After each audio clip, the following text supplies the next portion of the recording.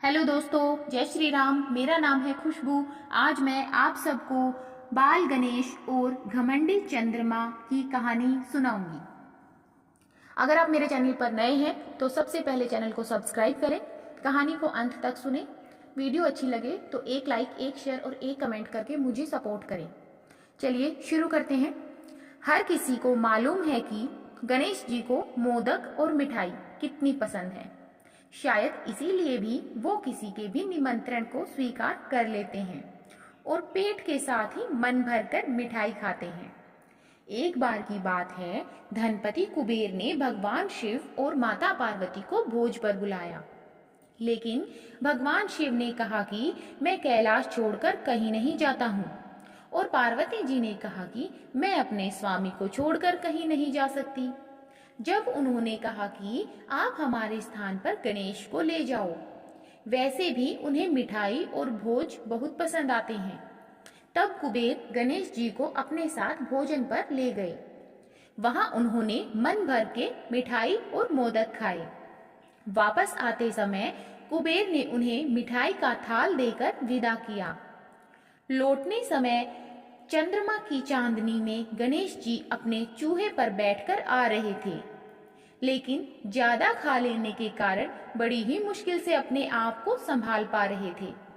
उसी समय अचानक चूहे का पैर किसी पत्थर से लगकर डगमगाने लगा।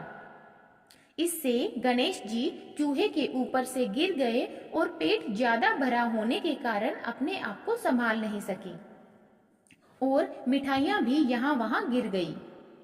यह सब चंद्रदेव ऊपर से देख रहे थे। उन्होंने जैसे ही गणेश जी को गिरता देखा तो अपनी हंसी रोक नहीं पाए और उनका मजाक उड़ाते हुए बोले कि जब खुद को संभाल नहीं सकते तो इतना खाते क्यों हो। चंद्रमा की बात सुनकर गणेश जी को गुस्सा आ गया। उन्होंने सोचा कि घमंड में चूर होकर चंद्रमा मुझे उठाने के लिए किसी प्रकार की सहायता नहीं कर रहा है और ऊपर से मेरा मजाक उड़ा रहा है।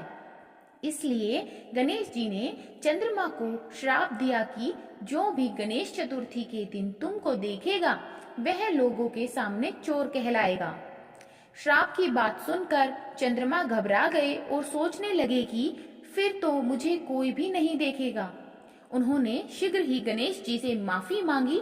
कुछ देर बाद जब गणेश जी का गुस्सा शांत हुआ तब उन्होंने कहा कि मैं श्राप तो वापस नहीं ले सकता, लेकिन तुमको एक वरदान देता हूँ कि अगर व्यक्ति अगली गणेश चतुर्थी को तुमको देखेगा तो उसके ऊपर से चोर होने का श्राप उतर जाएगा। जब जाकर चंद्रमा की जान में जान आई। इसके अलावा एक और कहानी सुनने में आती है कि गणेश जी ने चंद्रमा को उनका मजाक उड़ाने पर श्राप दिया था कि वह आज के बाद किसी को दिखाई नहीं देंगे। चंद्रमा के माफी मांगने पर उन्होंने कहा कि मैं श्राप वापस तो नहीं ले सकता, लेकिन एक वरदान देता हूँ कि तुम माह में एक दिन किसी को भी दिखाई नहीं दोगे और माह में एक दिन पूर्ण रूप से आसमान पर दिखाई दोगे। बस तभी से चंद्रमा पूर्णिमा के दिन पूरे दिखाई देते हैं और अमावस के दिन नजर नहीं आते हैं। बोलिए बाल गणेश की जय। अगर कहानी अच्छी लगी तो चैनल को सब्सक्राइब करें। धन्यवाद।